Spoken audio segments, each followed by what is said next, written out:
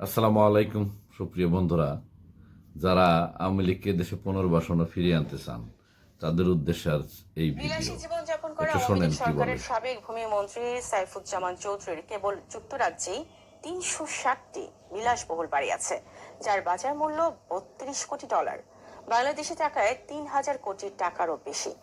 আর Dubai, new York, Singapore ও Malaysia সহ আরো কয়েকটি দেশে তার ৫০০রও বেশি বাড়ির সন্ধান মিলেছে। সব মিলিয়ে এসব সম্পদের মূল্য প্রায় $৭০০ মিলিয়ন। সাবেক ভূমিমন্ত্রীর দুর্নীতির এমন ভয়ঙ্কর চিত্র উঠে এসেছে কাতার ভিত্তিক সংবাদ মাধ্যম আল জাজিরার অনুসন্ধানী রিপোর্টে।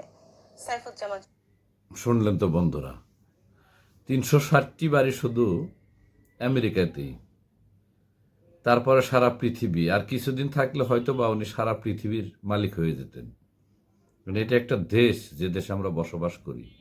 শেখ হাসিনার কথা বলেন, উনি তো একজন দুর্নীতিবাজ, এরকম কতজন ছিল? এগুলো খুঁজে উনি কি কোনোদিন বলেছেন যে এগুলা আমরা একটু বিচার করি বা দেখি কে কি করেছে?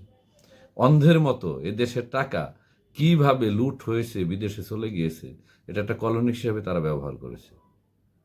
তো কি বলবো আর? এদেরকে ফিরিয়ে আনার জন্য আপনারা উদ্গ্রীব হয়ে গেছেন, এদেরকে পুনর্বাসন করবেন। তো চিন্তা করে দেখেন, এ তো সাগর চুরি, পুকুর চুরি বলেন, এ তো মহাসাগরের চেয়েও বড় চুরি।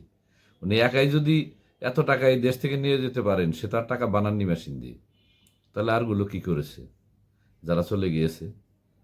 কি বলবো আর, বলার আসলে কোনো ভাষা নেই। আপনাদের লজ্জা থাকা উচিত এবং বোঝা উচিত একটা দেশকে ধ্বংসের জন্যে যত কিছু করা যায় সব কিছু তারা করেছেন, এবং এখনও সে ষড়যন্ত্র অব্যাহত আছে।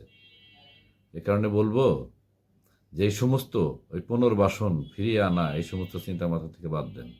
কারণ দুর্নীতির মানুষ ভুলে যায়নি এখনো। এই ৩০০ সাড়ে ৩০০ এমপি তারা কি করেছে, সমস্ত কিছু দেশ থেকে নিয়ে গেছে। আর শেখ হাসিনা এগুলো বিচার কিছুই করেনি, বিচার তো ওই আরো সাই দিয়েছে।